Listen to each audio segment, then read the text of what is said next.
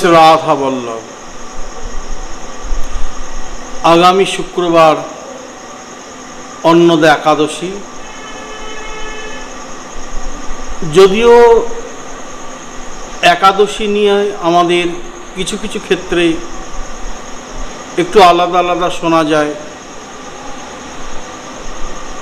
এক্ষেত্রে সব থেকে বড় সুবিধা হলো যে যার গুরুপাদ পদ্মকে আশ্রয় করবে, সব ছাড়ি গুরু আজ্ঞা বলবৎ। গুরুদেব কিংবা গুরু পরিবার ভক্ত কিংবা সেই গুরু ভাই যারা আছেন তাদের মাধ্যমে কবে একাদশী জেনে নিতে হবে। কারণ কেউ কেউ বিশুদ্ধ সিদ্ধান্ত পঞ্জিকার মত অনুসারে চলছেন, ওটাও যেমন ঠিক, কারণ যেহেতু সমাজে ওটা মেনে নেওয়া হয়েছে। আবার কেউ কেউ সূর্য সিদ্ধান্ত PM বাগচির পঞ্জিকা বলা হয়, সেই মতেও চলছেন। কে ঠিক কে বেঠিক ওই তর্কে আমাদের যাওয়ার দরকার নেই, কারণ সেই তর্কে গেলে আমাদেরই অপরাধ হবে। তার মধ্যে যদি তারা সাধু গুরু বৈষ্ণব হন, তাহলে এক পক্ষকে সাপোর্ট করতে গেলে আর এক পক্ষের কাছে অপরাধ হয়ে যাবে। দুই গুরুপুত্র, গুরুদেবের দুই পুত্র, তুমি এক পুত্রের পক্ষ নিলে তাহলে আর এক পুত্রের কাছে তুমি অপরাধী হয়ে গেলে। দুইজন সাধু, একজনের সাধুর পক্ষ নিলে আর একজন সাধুর কাছে তুমি অপরাধী হয়ে গেলে। তেমনি বিশুদ্ধ সিদ্ধান্ত পঞ্জিকার মতে যারা চলছেন তারাও সাধু, PM বাগচি পঞ্জিকার মতে অর্থাৎ সূর্য সিদ্ধান্ত পঞ্জিকার মতে যারা চলছেন তারাও সাধু। আমরা যদি একে অপরের দোষ দেখতে যাই, তাহলে শাস্ত্রীয় সিদ্ধান্ত অনুসারে, বিশেষত গৌড়ীয় বৈষ্ণব শাস্ত্র সিদ্ধান্ত অনুসারে আমরা কিন্তু অপরাধী হয়ে যাব। অপরাধী হলে কি হবে? আনন্দে বাধা। বুঝিবে তাহাতে অপরাধ প্রচুর, কৃষ্ণ নাম বীজ তাতে না হয় অঙ্কুর।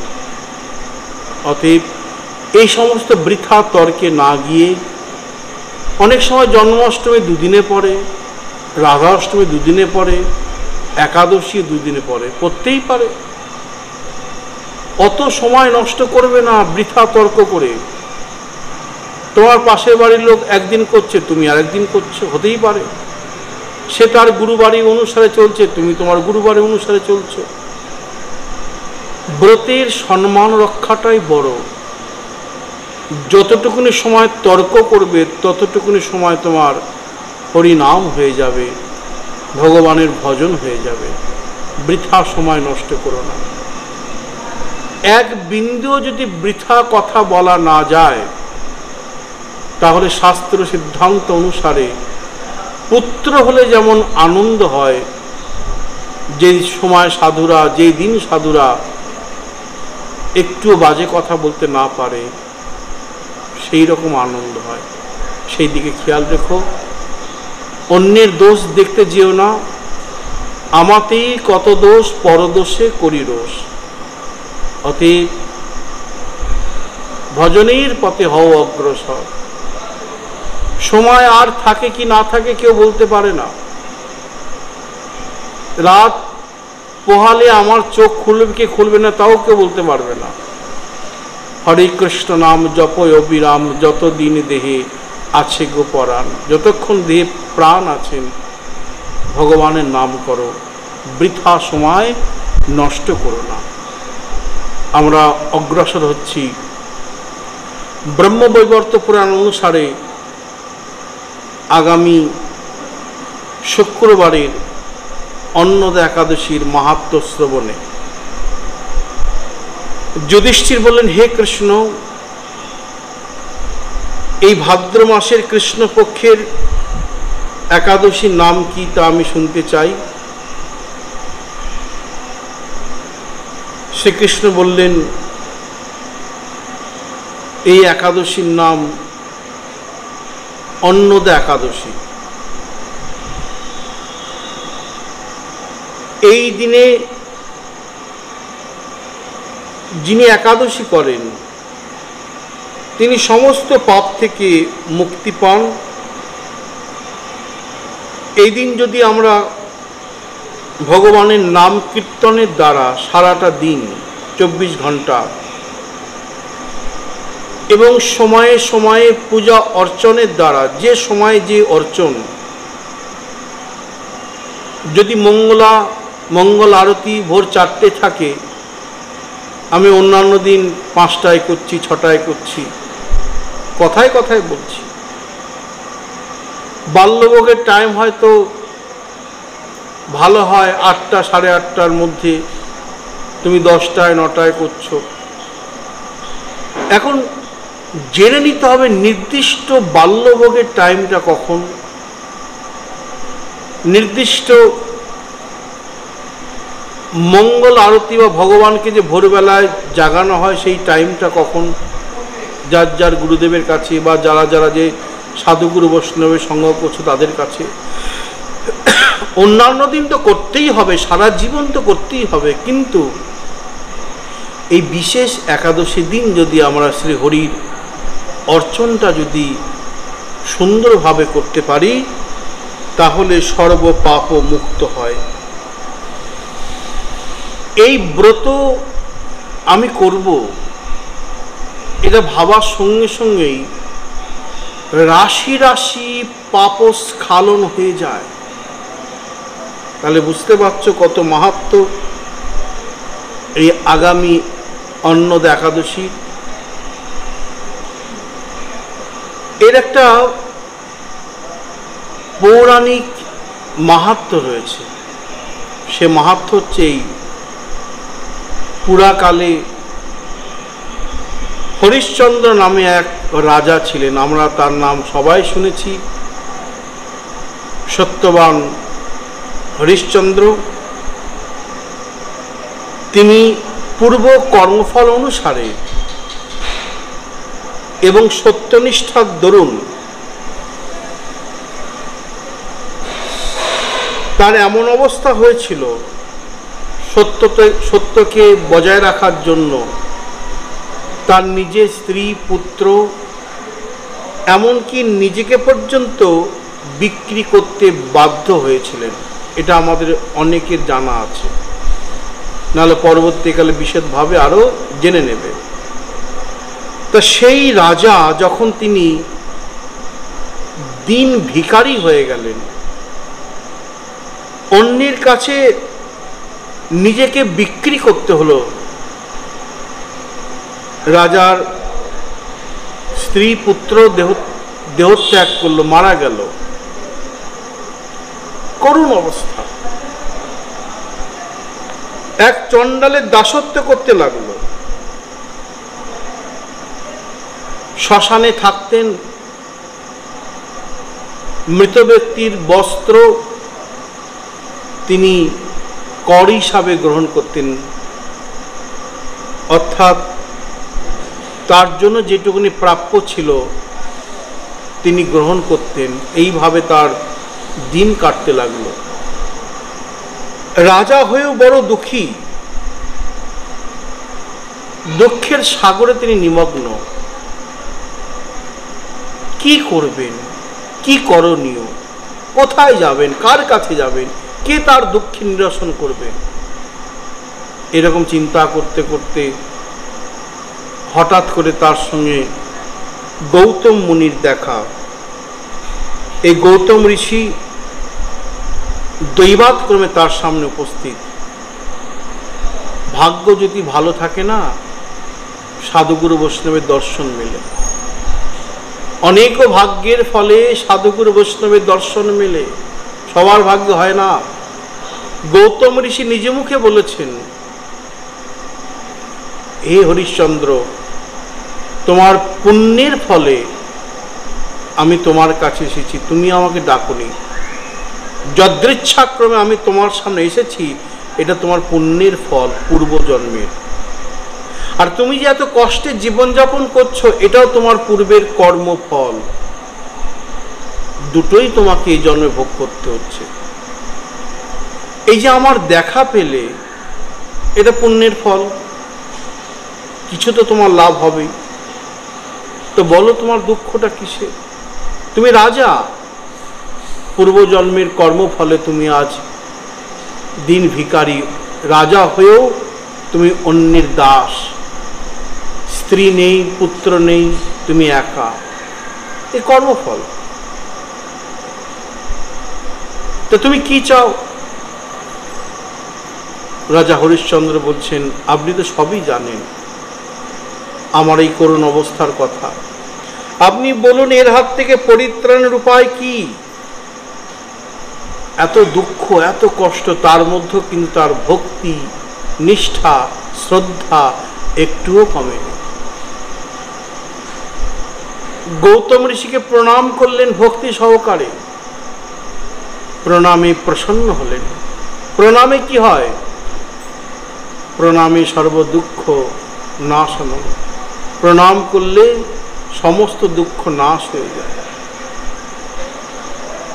যেই মাত্র প্রণাম করলেন, মুনিবর তাকাচ্ছেন আর ভাবছেন, তুমি রাজা আর তোমার এত দুঃখ, এত কষ্ট। বেশ, এই নিরসন আমি তোমার করে দিচ্ছি। শোনো, ভাদ্র মাসের কৃষ্ণপক্ষের একাদশী অন্নদা নামে প্রসিদ্ধ। তোমার ভাগ্য ভালো, 7 দিনের মাথায় এই একাদশী তিথি আসছেন। ওই একাদশীর ব্রত তুমি নিষ্ঠার সঙ্গে উপবাস করে করবে। যদি ওই ব্রত ঠিক মতন পালন করতে পারো, তাহলে তোমার সমস্ত পাপ ক্ষয় হবে। পাপ মানে দুঃখ, বলে না, না জানি আমি আগের জন্মে কি পাপ করেছিলাম, না হলে এই জন্মে এত দুঃখ পেতে হয়, এত কষ্ট পেতে হয়। পুণ্য মানে আনন্দ, সমস্ত পাপ ক্ষয় হবে, আর তোমার আবার আনন্দের সূচনা হয়ে যাবে। এই বলে তিনি সেই স্থান ত্যাগ করলেন গৌতম ঋষি। এই ঋষিবরের উপদেশ ঠিক মতন পালন করে রাজা হরিশ্চন্দ্র সুন্দরভাবে ব্রত উদযাপিত করে সমস্ত পাপকে নির্মূল করেছিলেন। তার সঙ্গে সঙ্গে তার সমস্ত দুঃখের অবসান হলো। রাজা হরিশ্চন্দ্র তার স্ত্রীকে ফিরে পেলেন, পুত্রকে ফিরে পেলেন, তার সমস্ত সম্পত্তি, রাজত্ব ফিরে পেলেন, নিষ্কণ্টক রাজা হলেন এবং অবশেষে তার আত্মীয় স্বজন সবাইকে নিয়ে স্বর্গে গমন করলেন। বোঝা গেল অন্নদা একাদশীর মাহাত্ম্য কি? সমস্ত কষ্টের হাত থেকে নিরসন পাওয়া যায়। আমি আবার বলি, প্রত্যেকটা ব্রতের মাহাত্ম্য আছে। রাধাষ্টমী ব্রত বলো, সামনে আসছেন, আমরা পরে শুনে নেব। জন্মাষ্টমী ব্রত গেল, একাদশী আসছে, আরও একাদশী আসবে, সারা বৎসরই একাদশী আছে, মহা দ্বাদশী আছে, গৌর পূর্ণিমা আছে, নিত্যানন্দ ত্রয়োদশী আছে, অদ্বৈত সপ্তমী আছে। প্রত্যেকটার বিশেষ বিশেষ মাহাত্ম্য আছে। আমাদের জীবন কিন্তু দুঃখের কারাগার। তুমি ভেবো না যে আমার দুঃখ শেষ হয়ে গেল। এই ব্রত করেছো, তোমার সামনে যে দুঃখ ছিল গেল, আবার তো আরেক জন্মের দুঃখ আসতে পারে, আরেকটা তো কষ্ট আসতে পারে। একবার জিজ্ঞাসা করছেন ভীষ্ম যে আমি কেন সরসজ্জায় শুয়ে আছি, আমি এমন কি পাপ করেছি? আমি তো জ্ঞানত অবস্থায় কাউকে কষ্ট দিইনি, তাহলে আমায় কেন স্বরবিদ্ধ হয়ে, তীরবিদ্ধ হয়ে এইভাবে কষ্ট পেয়ে পড়ে থাকতে হয়েছে? হ্যাঁ, বাবার আশীর্বাদে আমি ইচ্ছা মৃত্যু বর পেয়েছি, স্বতন্ত্র কথা, কিন্তু আমার এই কষ্ট কেন? ভগবান কৃষ্ণ বললেন এই জন্মের নয়। কোন জন্মের? বলে আপনি দেখুন, ভাবুন।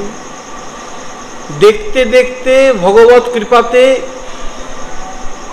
ওই 99 বৎসর বা 99 জন্ম দেখে নিলেন, দেখলেন আমি কোনো পাপ অন্যায় করিনি। 100 বৎসর বা 100 জন্ম দেখে নিলেন, তাতেও দেখছেন তিনি কোনো পাপ অন্যায় করেননি। কিন্তু 100 জন্মের আগে, অর্থাৎ 101 পূর্বে, তখন তিনি দেখতে পাচ্ছেন যে তখন তিনি ছিলেন রাজা, রথে করে যাচ্ছেন, অসংখ্য প্রহরীগণ সঙ্গে রয়েছে। রথের চাকার সামনে একটা সাপ পড়ে যায়, সঙ্গে সঙ্গে রথকে তিনি দাঁড়াতে বলেন, দাঁড় করিয়ে দাও সারথি। রথ দাঁড়িয়ে গেল। কোন এক প্রহরীকে তিনি বললেন, যাও ওই সাপটাকে ফেলে দাও। সে সাপটাকে ওই ধনুকের যে ছিলা থাকে, ধনুকের যে অগ্রভাগ, তার মধ্যে তুলে নিয়ে ছুঁড়ে ফেলে দিল বনের মধ্যে। এখানেই তার শুরু হলো এই জন্মের কষ্টের ফল। বলে কিরকম? বলে দেখো হে পিতামহ, আপনি দেখুন আর ভাবুন, আপনি কিন্তু নিজে সাপটাকে ফেলেননি। যদি আপনি নিজে সাপটাকে ফেলতেন তাহলে হয়তো একটু দূরে নিয়ে গিয়ে আস্তে করে ছেড়ে দিতেন, সাপটা চলে যেত। আপনি ওই সময় যাকে আদেশ করেছেন, যে প্রহরীকে, সে তো আপনার মতন নয়। সে ওই ধনুকের অগ্রভাগের মধ্যে সাপটাকে নিয়ে ছুঁড়ে ফেলে দিয়েছে। কারণ কিভাবে পড়েছে, কোনখানে পড়েছে, সেটা আপনি আর দেখেননি। সাপটা ছিটকে চিৎপটাং হয়ে, চিত হয়ে একটা ওই কাঁটা ঝোপঝাড়ের মধ্যে পড়েছে। একটা ডালের মধ্যে অসংখ্য কাঁটা ছিল, কাঁটাযুক্ত সেই ডাল, কাঁটা গাছ বলে না, সেরকম, তার মধ্যে চিত হয়ে পড়েছে। আর সেই বড় বড় বিষাক্ত কাঁটাগুলো তার সমস্ত শরীরকে এফর ওফর করে তাকে ওর মধ্যে আটকে রেখেছে। অনেক দিন কষ্ট পেয়ে সেই সাপটা মারা গেছে। পুণ্যের প্রভাবে এতদিন কোনো অসুবিধা হয়নি, এত জন্ম, কিন্তু এই জন্মে সেই কর্মের ফল আপনি নিজে করেননি, কিন্তু আপনার আদেশে তো হয়েছে। তাই হে পিতামহ, সেই পূর্বজন্মের কর্মের ফল আপনাকে এই জন্মে ভোগ করতে হচ্ছে। কিন্তু এই জন্মের পরম তেজস্বী প্রতাপে, তপস্যায়, নিষ্ঠায় আপনার ইচ্ছা মৃত্যু পিতার দ্বারা প্রাপ্ত হওয়াতে আপনি যে কোনো দিনই দেহ ছাড়তে পারেন। আমরা জানি পিতামহ বিশ্ব ভগবান শ্রীকৃষ্ণকে দর্শন করতে করতে তার চরণ যুগলের নয়ন, তার বদনে নয়ন দিয়ে, সর্বাঙ্গে নয়ন দিয়ে কৃষ্ণ কৃষ্ণ বলতে বলতে কৃষ্ণ পাদ পদ্মে পৌঁছে গেলেন। তো পূর্বজন্মের কর্মফল ভোগ করতে হয়, আবার এই জন্মের ভজন, তপস্যা, সাধনার ফলও আমরা লাভ করতে পারি। এই জন্য সাধুগুরু বৈষ্ণবের সঙ্গ করতে হয়, হরি কথা শ্রবণ করতে হয়। এইভাবে শাস্ত্র বললেন, যদি কেউ এই ব্রত ঠিক মতন পালন করে শ্রী হরির নাম করতে পারে, হরিবাসর করতে পারে, তাহলে সে ভগবত চরণ প্রাপ্ত হয়, সকল দুঃখ নাশ হয়। এর মাহাত্ম্য পাঠ করলে, শ্রবণ করলে শত অশ্বমেধ যজ্ঞের ফল লাভ হয়। অতএব আমরা অশ্বমেধ যজ্ঞের ফল চাই না, আমরা যেন নিতাই গৌরের চরণ প্রাপ্ত হতে পারি, আমরা যেন রাধা গোবিন্দের যুগল ভজন করতে পারি, আমরা যেন জন্মে জন্মে নিতাই গৌরের দাসের দাসের দাসনও দাস হতে পারি, এই প্রার্থনা রাখি। আর ব্রত আমরা ঠিক মতন করব, আজ এই বলেই গ্রন্থে বিশ্রাম রাখি। নিতাই গৌর সীতানাথ প্রেমানন্দে হরি হরি বল।